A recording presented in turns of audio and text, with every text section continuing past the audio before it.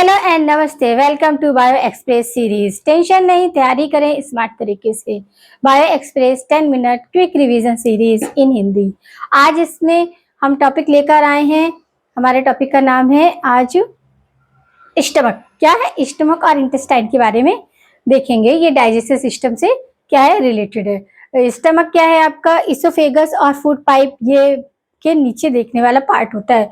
सबसे स्टार्टिंग कहाँ से हुआ हमारा, माउथ से वक्कल कैविटी, वक्कल कैविटी से फेरिंग्स, फेरिंग से इसोफेगस, इसोफेगस या फूड पाइप, और फिर आपका सेल पार्ट आता है जिसे हम स्टमक देखते हैं। स्टमक के बाद फिर इंटेस्टाइन आता है। इंटेस्टाइन भी हम फर्दर 2 पार्ट में डिवाइड करते हैं, स्मॉल इंटेस्टाइन एंड आपका लार्ज इंटेस्टाइन। अब स्मॉल इंटेस्टाइन और लार्ज इंटेस्टाइन इनमें क्या ही डिफरेंस होता है। स्मॉल इंटेस्टाइन जो होती है वो क्या होती है, लेंथ ज्यादा होता है बट डायामीटर कम होता है। वैसे ही आपकी लार्ज में लेंथ कम होती है बट डायमीटर ज्यादा होता है। तो देखते हैं हम 1 बाय 1 अपने कंसेप्ट को। तो आज हमारा क्या है, स्टमक। क्या है स्टमक। स्टमक को हम गैस्टर भी बोलते हैं। क्या बोलते हैं, गैस्टर। अब ये क्या है, इसकी पोजीशन हमने बताई इसोफेगस या फूड पाइप के बाद ही कैसा होता है, इस तरह आपका कुछ इसका ये होता है, ये इस तरह का आपका थोड़ा स्ट्रक्चर देखने को मिलता है। तो फूड पाइप इसके बाद क्या है, यहाँ पर एक स्पिंचर होता है और यहाँ पे एक स्पिंचर होता है। तो देखिए हम देखेंगे, फूड पाइप है, फूड पाइप से स्वेलन पार्ट में कनेक्ट होता है। तो ये स्पिंचर जो है इसे क्या बोलते हैं, कार्डिक स्पिंचर। कार्डिक स्पिंचर क्यों बोलते हैं, क्योंकि ऐसे मानते हैं कि हमारे स्टमक के पास ही आपका क्या होता है, हार्ट होता है। ऐसा बोला जाता है कि हार्ट हमारा स्टमक के आसपास ही प्रेजेंट होता है, इसलिए इसे कार्डिक स्पिंचर बोलते हैं। और क्या बोलते हैं इसे, कार्डिक स्पिंचर के साथ साथ इसे गैस्ट्रो इसोफेगस स्पिंचर भी बोलते हैं। क्यों, क्योंकि इसोफेगस है और गैस्ट्रिक डाइजेशन है, इसकी वजह से यहाँ पर इसे गैस्ट्रो इसोफेगस स्पिंचर भी बोलते हैं। और कार्डिक स्पिंचर क्यों बोलते हैं, कि इसके जस्ट बाजू में आपका हार्ट प्रेजेंट होता है, इसलिए कार्डिक स्पिंचर बोलते हैं। ये अपर है, इसोफेगस के बाद जैसे ही फूड पाइप स्टमक स्टार्ट होगा तो स्पिंचर होगा, जिसे हम कार्डिक स्पिंचर या गैस्ट्रो इसोफेगस स्पिंचर बोलते हैं। फिर इसके बाद आया एक लास्ट में होता है जो ड्यूडेनम के ऊपर होता है। इस स्पिंचर को क्या बोलते हैं, इसे बोलते हैं पायरोलिक स्पिंचर। आपको याद रखना पायरोलिक स्पिंचर। इससे पहले भी हमने आपको स्पिंचर बताए हैं। अब डाइजेस्टिव सिस्टम है स्पिंचर्स आपके, तो 4 स्पिंचर्स देखने को मिलते हैं हमें। एक पहला कहाँ मिलता है, पेनक्रियाज में हम देखेंगे, वहां पर डक्ट ऑफ क्या था आपका, widen, duct of widen, duct sorry sphincter of widen. ये क्या था आपका, common duct, common bile duct में था। एक था आपका स्पिंचर ऑफ उडाई। स्पिंचर ऑफ उडाई किसका था, आपका हिपैटिक डक्ट का। समझ लगा कि अब हिपैटिक डक्ट कहाँ से निकल रही है, लीवर से। और बाइल और सिस्टिक डक्ट कहाँ से निकल रही है, सिस्टिक डक्ट और हिपैटिक डक्ट दोनों कॉमन बाइल डक्ट का फॉर्मेशन करती है। अब यहाँ पर क्या आया, स्टमक। हाँ, तो स्टमक का फूड पाइप एक स्पिंचर अपर साइड है, तो जिसे क्या बोलते हैं, उसे बोलते हैं गैस्ट्रो इसोफेगस स्पिंचर या कार्डिक स्पिंचर। एक नीचे की साइड होता है ड्यूडेनम के जस्ट ऊपर, तो उसे बोलते हैं हम इस पे ये आपका क्या, स्पिंचर ऑफ पायलोरिक स्पिंचर बोलते हैं, पायलोरिक स्पिंचर बोलते हैं।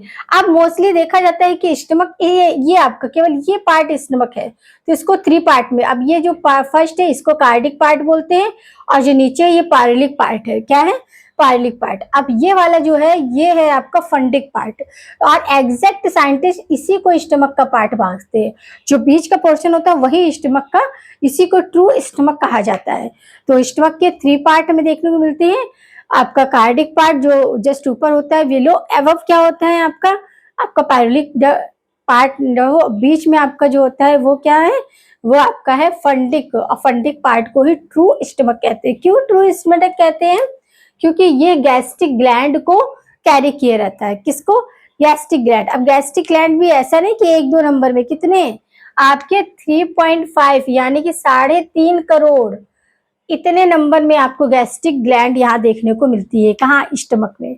ये गैस्ट्रिक ग्लैंड का फंक्शन क्या होता है, देखिए। अब ये जो गैस्ट्रिक ग्लैंड है डिफरेंट काम करती है। पहला तो होता है म्यूकस नेक सेल। म्यूकस नेक सेल यानी कि यहाँ इसके पास में यहाँ मिलती है। तो ये नेक सेल क्या करती है कि म्यूकस सीक्रेट करती है। म्यूकस कैसे सीक्रेट, जैसे सभी को पता है कि स्टमक में HCl होता है, तो HCl वैसे ऑलरेडी हमारे किसी बॉडी पार्ट में पड़ जाए या फिर किसी को तो वो डैमेज हो जाता है वहां का। बट हमारे स्टमक में HCl होता है, बट स्टमक में कुछ भी लॉसेस नहीं होते। तो स्टमक जैसे है, तो इसके चारों ये म्यूकस क्या करता है, फर्स्ट जो आपका म्यूकस नेक्स्ट सेल है ये क्या करती है, स्टमक के इनर साइड में ऐसी एक लेयर बना देती है म्यूकस की। तो HCl जो है वो डायरेक्ट से कांटेक्ट में नहीं आता, म्यूकस से कांटेक्ट में रहता है, बट डायरेक्ट स्टमक वॉल से कांटेक्ट में नहीं रहता है। समझ लगा? तो ये म्यूकस नेक्स्ट सेल का क्या काम है, म्यूकस सीक्रेट करती है। ये म्यूकस HCl मतलब स्टमक के इनर साइड में एक लेयर म्यूकस लेयर बना देती है। और फिर आता है ऑक्सीडेटिव सेल, या इन्हें बोलते हैं परिटल सेल। परिटल सेल्स क्या होती है, HCl का सीक्रेशन करती है, और साथ ही कैस्टल, ये याद रखना है आपको, कैस्टल इंस्ट्रिक्शन फैक्टर इनको भी सीक्रेट करती है। और ये जो इंस्ट्रिक्टर फैक्टर है वो रिस्पॉन्सिबल होता है हेल्प इन, किसके लिए, हेल्प इन प्रोटीन, यानी कि जो हमारा मिल्क प्रोटीन है उसको डाइजेस्ट करने में, या नहीं सॉरी, हाँ, help in absorption vitamin B12 को एब्जॉर्ब करने में हेल्प करती है। फिर आता है आपका चीफ सेल डिवाइड होती है 2 पार्ट में, आपका पेप्सिनोजन एंड प्रोरेनिन। अब पेप्सिनोजन क्या है, HCl के प्रेजेंट में पेप्सिन में कन्वर्ट हो जाता है, वही प्रोरेनिन जो है वो HCl के प्रेजेंस में रेनिन क्या होता है कि बच्चों में मिल्क प्रोटीन को डाइजेस्ट करने के लिए हेल्पफुल होता है। किसमें, बच्चों में, एल्डर्ड में नहीं, बच्चों में। समझ आया, मिल्क प्रोटीन को डाइजेस्ट करने के लिए रिस्पॉन्स। तो ये हुआ आपका स्टमक का। स्टमक क्या है, इसोफेगस के बाद स्वेलन पार्ट होता है। मोस्टली 3 पार्ट देखने को मिलते हैं आपके, फंडिक पार्ट, मिडिल वाला पार्ट होता है, उसके फंडिक पार्ट के अपर कार्डिक पार्ट होता है, और जस्ट बिलो आपके क्या होता है, पार्लिक पार्ट होता है। फंडिक पार्ट ही ट्रू स्टमक होता है, क्यों, क्योंकि सीक्रेट होती है गैस्ट्रिक ग्लैंड का अगर आपसे नंबर पूछा जाए तो 3.5 करोड़ के क्वांटिटी में होती है डिफरेंट। अब इनका काम क्या है, देखिए आपका जो नेक है, आपका म्यूकस नेक सेल है, ये म्यूकस का सीक्रेशन करती है जो एक सर्कल बना लेती है।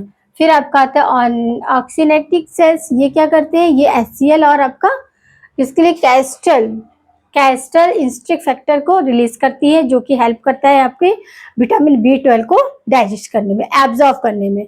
और वही आपकी चीफ सेल्स जो होती है वो पेप्सिनोजन और आपका क्या करती है, प्रोरेनिन को डाइजेस्ट करने में। प्रोरेनिन यानी कि milk protein digest in children में डाइजेस्ट करने की हेल्प करती है।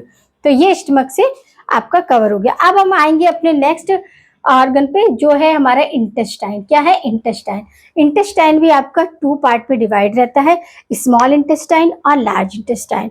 स्मॉल इंटेस्टाइन की लेंथ ज्यादा होती है, डायामीटर कम होता है, वहीं आपके लार्ज इंटेस्टाइन क्या लेंथ कम होती है और डायामीटर ज्यादा होता है। देखते हैं क्या होता है।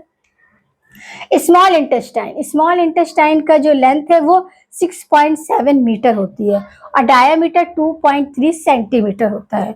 और इसके पार्ट क्या होते हैं, फर्स्ट होता है ड्यूडेनम, इसका पार्ट होता है जेजेनम होता है, और इलियम। ये 3 पार्ट आपके स्मॉल इंटेस्टाइन में देखने को मिलते हैं। इलियम जो है वो last part of small intestine, इसके बाद ये लार्ज इंटेस्टाइन से ज्वाइंट हो जाता है। और लार्ज इंटेस्टाइन देखिए, लार्ज इंटेस्टाइन की जो लेंथ होती है 1.5 मीटर करीब ये होती है, बट इसका जो डायामीटर होता है वो 6.7 सेंटीमीटर होता है। अब इसके पार्ट क्या होते हैं, इसमें भी 3 पार्ट होते हैं, सीकम, कोलन एंड रेक्टम, ये 3 पार्ट होते हैं।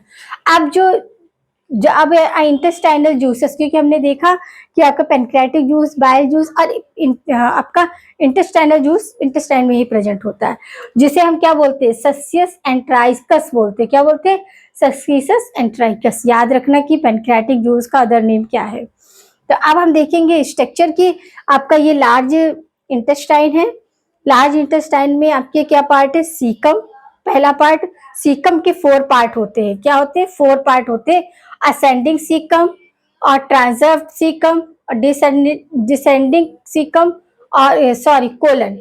सीकम ये हुआ, और फिर कोलन जो होता है सीकम के ही क्या होता है कि हाँ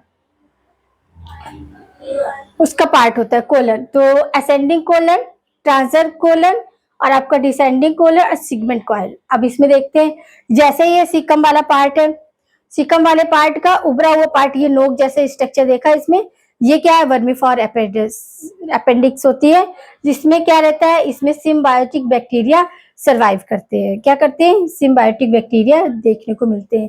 सीकम का जब ऊपर जाएंगे थोड़ा सकरट पार्ट होता है, इसे असेंडिंग कोलन बोलते हैं। क्या बोलते हैं? Ascending colon. फिर असेंडिंग कोलन जो है ये फिर क्या है? ट्रांसर कोलन में कन्वर्ट होता है। थोड़ा और क्या हो जाता है कि और मस्कुलर हो जाता है, क्योंकि ये मस्कुलर मूवमेंट के लिए रिस्पॉन्सिबल होता है। तो ट्रांसर्व कोलन। फिर आपका आता है डिसेंडिंग कोलन निकला हुआ। फिर आपका आता है सिम्बायोटिक, आपका सिग्मोइडियल कोलन। ये 4 पार्ट होते हैं कोलन के। क्या होते हैं आपके? असेंडिंग कोलन और ट्रांसर्व कोलन और आपका डिसेंडिंग कोलन और सिग्मोइड कोलन, याद रखना है आपको। फिर जो आपका आया ये फिर इलियम और आपका रेक्टम एनस ये आया। अब देखिए जो इलियम होता है वो स्मॉल इंटेस्टाइन का, स्मॉल इंटेस्टाइन मैंने ये बनाई, बहुत ज्यादा वो कर्ल होती है बट मैंने इस तरह। अब इसमें जो लास्ट पॉइंट होता है जो इलियम, इलियम के यहाँ पर एक स्पिंचर होता है या एक कह सकते हैं वॉल्व होता है। ये वॉल्व, इस वॉल्व को क्या बोलते हैं? इस वॉल्व को बोलते हैं इलियम सर्कल सीकल वॉल्व। क्या बोलते हैं? Ileum caecal valve. ये वॉल्व क्यों होता है? ये वॉल्व होता है कि जो स्मॉल इंटेस्टाइन में जो भी आपका वेस्ट पार्ट है या अनडाइजेस्ट फूड है वो उसको ही रिप्लेस करते हैं इस लार्ज में, तो वो वापस स्मॉल में ना आ जाए, इसलिए इलियम सर्कल आपका सिकल वाल्व होता है जो इसे रिवर्स होने से बचाता है। और कुछ इसका केवल यही फंक्शन है कि अनडाइजेस्ट फूड जो आपके लार्ज इंटेस्टाइन में पास आउट किया गया है वो रिप्लेस ना हो जाए, रिवर्स ना हो जाए। इस वजह से ये वाल्व इसे बोलते हैं, क्योंकि इलियम लास्ट पार्ट होता है स्मॉल इंटेस्टाइन का, इसलिए इसे इलियम सीकल, वहां से सीकम स्टार्ट हो जाता है तो इलियम सीकल वाल्व बोलते हैं। समझ लगा?